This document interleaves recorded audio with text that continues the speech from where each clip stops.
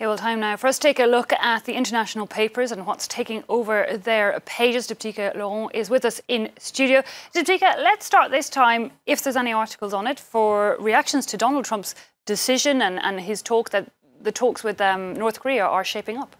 Well, a lot of reactions from the Korean press, but also the press in the UK and the US. The Washington correspondent for the Korean daily paper Jong-un calls it a summit of egos. In this piece, Kim Hyun-ki says Donald Trump will not accept any other result than one in which he's the hero, and that'll be ever more evident at this upcoming summit between Donald Trump and Kim Jong-un. The recent strikes on the Syrian government, he says, is a warning to Kim about the U.S.'s striking power and what could possibly happen to them if they don't toe the line. The gloves are on in this battle of egos. That's how this cartoonist has portrayed it, a sort of boxing match that pits the two leaders against each other, once again caricatured, as they are often, as children. But there is a lot of skepticism, really, about how much any eventual talks will actually achieve. Well, there's a really interesting piece from Fox News by a conservative defense and national security expert. His name is Harry Kazianis. He writes that North and South Koreas are meeting next week, and this will really lay the tone or set the tone for Trump's meeting with Kim after that. The North Korean leader has been painstakingly rehabilitating his image since the beginning of the year and that of his country. He desperately needs this photo op with Donald Trump. But the writer warns the U.S. president that the terms and conditions on denuclearization need to be laid out. And he says to Trump, I quote, "Don't trust the North Koreans. Chances are it could all be a big ruse."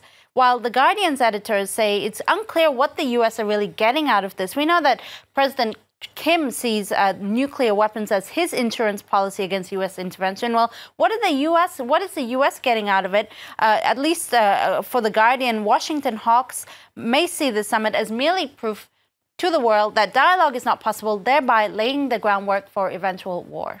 Okay, one to watch. Meanwhile, let's move on. And Le Monde newspaper here in France is picking up on that Daphne project. This is a project uniting 18 different media outlets, really a bid to never let the story die.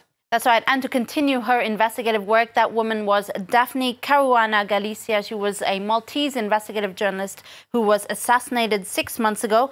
Le Monde is reporting, or let's say carrying on the work that she was one of her last stories. This one involving a bank called Pilates Bank, which opened in the Maltese capital in 2013.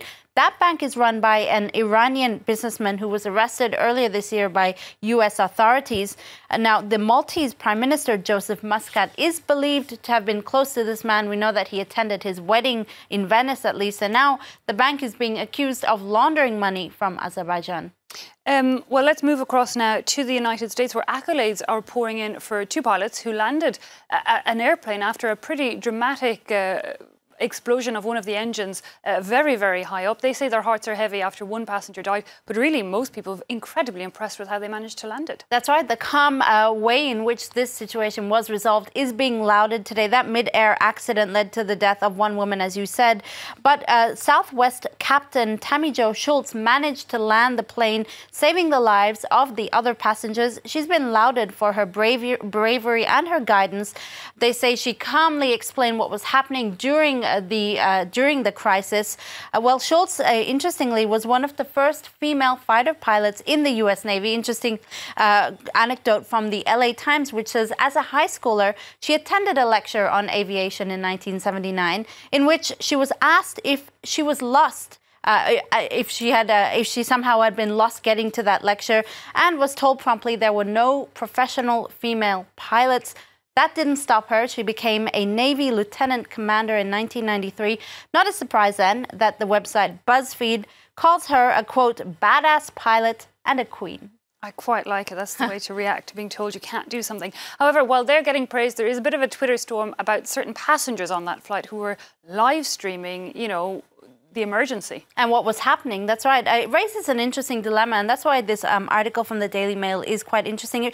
They report that one passenger, Marty Martinez, paid $8 for Wi-Fi so he could live stream the cabin while the plane was landing.